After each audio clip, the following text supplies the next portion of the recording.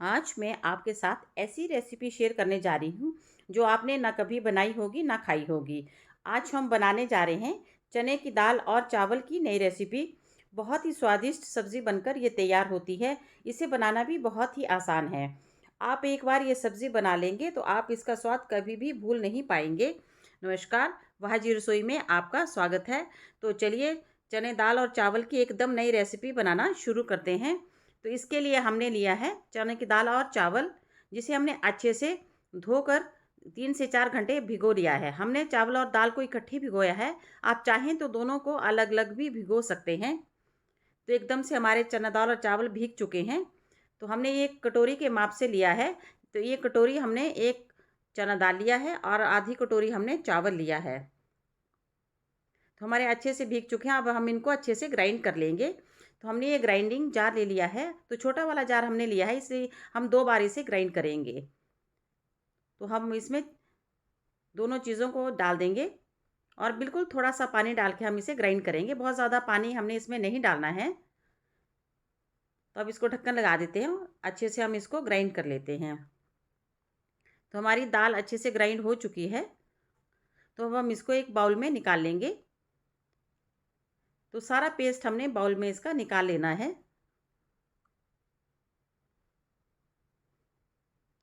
तो बाकी बची हुई दाल को भी हम इसी ग्राइंडिंग जार में डाल के ग्राइंड कर लेंगे।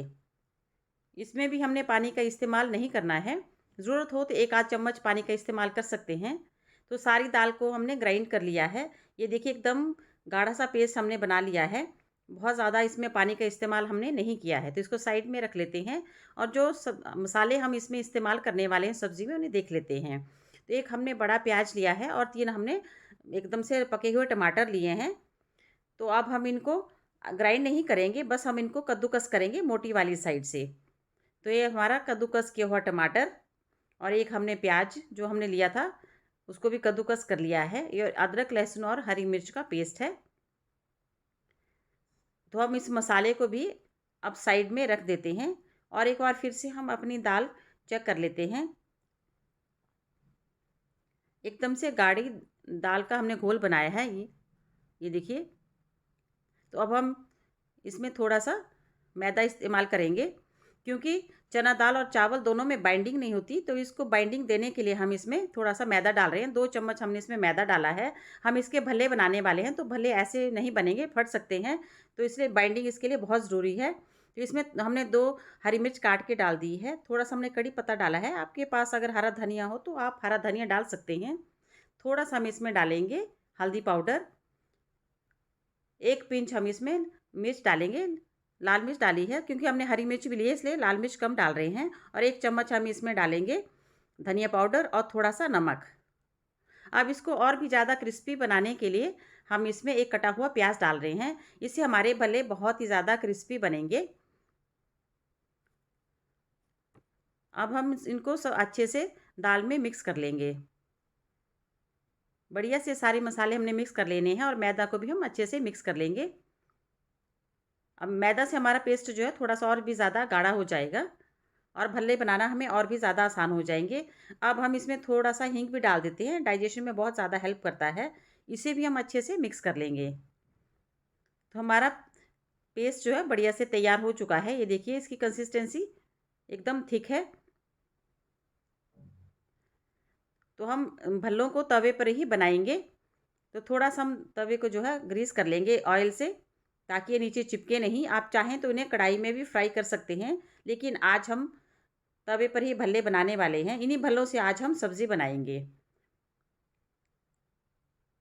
जैसे ही तवा गरम हो जाए तो हम हाथ में थोड़ा-सा तेल या पानी लगाकर, थोड़ा-सा बैटर हाथ में लेकर ऊपर-नीचे करते हुए हम इसे भल्ले की शेप दे लेंगे।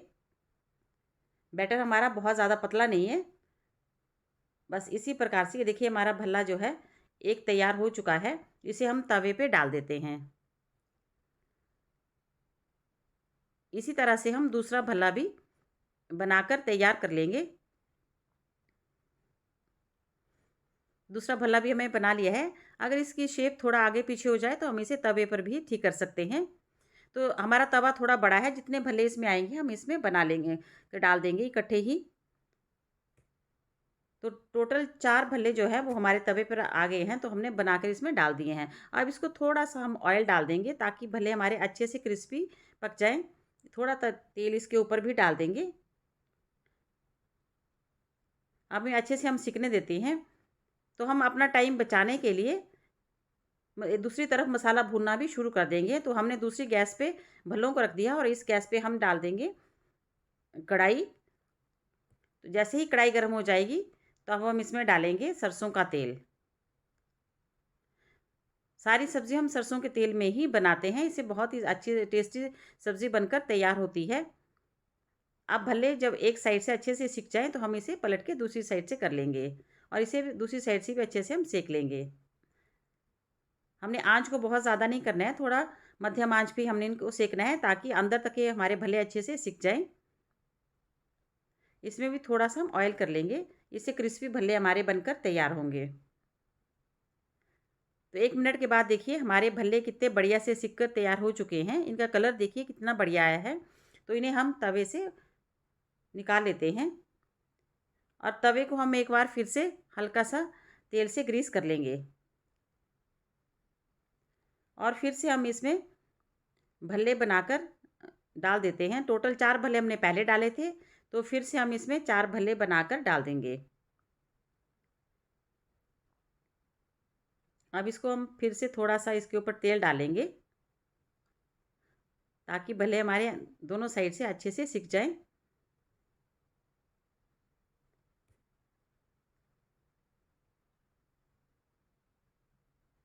मध्यम आँच पे हमारे भले अच्छे से बढ़िया से सिक रहे हैं एक साइड से, तो इसको दूसरी साइड से हम पलट देते हैं। तो कितना बढ़िया कलर देखिए हमारे भल्लों का एक साइड से आया है। इसी तरह से थोड़ा-सा ऑयल डाल के इसको हम दूसरी साइड से भी अच्छे से पका लेंगे। तो सारे भल्ले हमने इसी प्रकार से तैयार कर लेने हैं, जितना बैटर हमारे पास बना है। तो चलिए अब कढ़ाई की तरफ चलते हैं। तेल अच्छे से गर्म हो चुका है, तो इसमें हम डालेंगे 1 चम्मच जीरा। जैसे ही जीरा अच्छे से तड़क जाए, तभी हम इसमें डालेंगे कद्दूकस किया हुआ प्याज। अब हम इस प्याज को अच्छे से पूरे तेल में मिक्स कर लेंगे। अभी ज़्यादा भूनना नहीं है, बस मिक्स करना है हमने तेल में। जैसे ही सारा प्याज हमारा तेल में अच्छे से मिक्स हो जाए, तो अब हम इसमें डालेंगे अदरक, लहसुन और हरी मिर्च का पेस्ट। तो थोड़ा सा प्याज बच गया था, उसको भी मैंने इसी में ऐड कर दिया था, इसीलिए इसका कलर थोड़ा सा रेड हो गया है। अब हम इसको अच्छे से भून लेंगे ताकि अदरक लहसुन का जो है कच्चापन दूर हो जाए। तो प्याज के साथ हमने इसको अच्छे से भून लेना है। ये देखिए बढ़िया से हमारा प्याज भून चुका है, इसका कलर भी थोड़ा चेंज हो चुका है। अब इसमें थोड़े से हम मसाले डाल लेते हैं। तो ये हल्दी पाउडर है आधा चम्मच इसमें डालेंगे मेथी पाउडर और 1 चम्मच हम इसमें धनिया पाउडर डाल देंगे। तो अब इन मसालों को अच्छे से हम मिक्स करके भूनेंगे ताकि इनका कच्चापन जो है दूर हो जाए। करीब 30 सेकंड में ये मसाले भून कर तैयार हो जाते हैं। तो हमारे मसाले अच्छे से भून चुके हैं। तो अब हम इसमें कद्दूकस किया हुआ जो टमाटर है वो डाल देंगे और सारे टमाटर को हम पूरे मसाले में अच्छे से मिक्स कर लेंगे।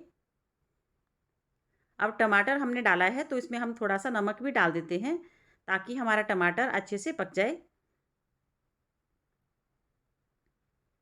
इसको हम अच्छे से मिक्स कर लेंगे और इस मसाले को अच्छे से पकाने के लिए अब हम इसके ऊपर ढक्कन लगा देंगे और इसे करीब 2 मिनट छोड़ देंगे ताकि ये मसाला अच्छे से भुन जाए। 2 मिनट के बाद चेक कर लेते हैं।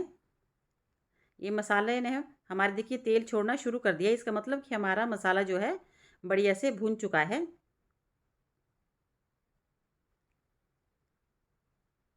तो मसाला हमारा बिल्कुल तैयार हो चुका है। तो अब हम इसमें डालेंगे 1 चम्मच बेसन। बेसन डालने से एक तो हमारी ग्रेवी बहुत गाढ़ी हो जाती है और दूसरे इसमें बेसन का बहुत ही बढ़िया टेस्ट आता है। तो बेसन को भी हम अच्छे से भून लेंगे, नहीं तो बेसन कच्चा रह जाएगा तो उसकी स्मेल आती है। तो बेसन थोड़ा नीचे चिपकता है, इसलिए हम अच्छे से इसको भून लेंगे निकालते हुए। तो बेसन हमारा भून चुका है। अब हम इसमें 3 से 4 चम्मच पानी डालेंगे, ज़्यादा नहीं, क्योंकि हम इसमें दही का इस्तेमाल करने वाले हैं। अगर आप डायरेक्ट दही डालेंगे तो दही एकदम फट जाता है। तो दही डालने से पहले मसाले में थोड़ा सा पानी ज़रूर ऐड करें। तो अब हमने इसमें दही डाल दिया है और इसको हमने लगातार मिक्स करते जाना है। और अच्छे से हमने इसको भून लेना है। तो अब हम इसको ढक्कन लगा देंगे और इसको अच्छे से भूनने के लिए छोड़ देंगे। तो दूसरी तरफ हमारे सारे भल्ले बनकर तैयार हो चुके हैं। तो इन्हीं भल्लों की आज हम सब्ज़ी बनाने वाले हैं। तो अब हम इनको छोटे-छोटे पीस में कट कर लेंगे। ऐसे हमने इसके छोटे-छोटे पीस बना देने हैं। आप चाहें तो इससे छोटे भी कर सकते हैं। जितने बड़े छोटे पीस आपको चाहिए आप उतने ही बना सकते हैं। तो सारे भल्लों के हम छोटे-छोटे पीस बना के रख लेंगे।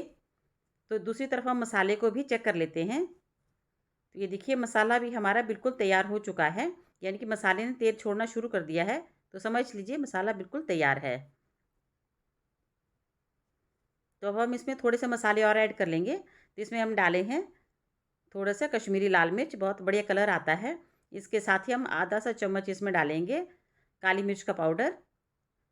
थोड़ा सा हम इसमें डालेंगे दालचीनी का पाउडर और इसके साथ ही हम डाल रहे हैं इसमें भुने हुए जीरे का पाउडर। इनको अच्छे से मिक्स कर लेंगे। इसको ज़्यादा भूनने की ज़रूरत नहीं है, बस हल्के से हमने इसको मिक्स करना है। जैसे ही सारे मसाले मिक्स हो जाए हम इसमें गरम मसाला भी डाल देते हैं। तो आधा चम्मच हमने इसमें गरम मसाला भी डाल दिया है। इसको भी मिक्स कर लेंगे। अब हम इसकी ग्रेवी बनाएंगे तो उसके लिए हम डालेंगे इसमें पानी। तो 1 लीटर हम इसमें पानी डाल रहे हैं। आपकी सब्ज़ी ज़्यादा हो तो आप ज़्यादा पानी भी डाल सकते हैं और इसको कम भी कर सकते हैं।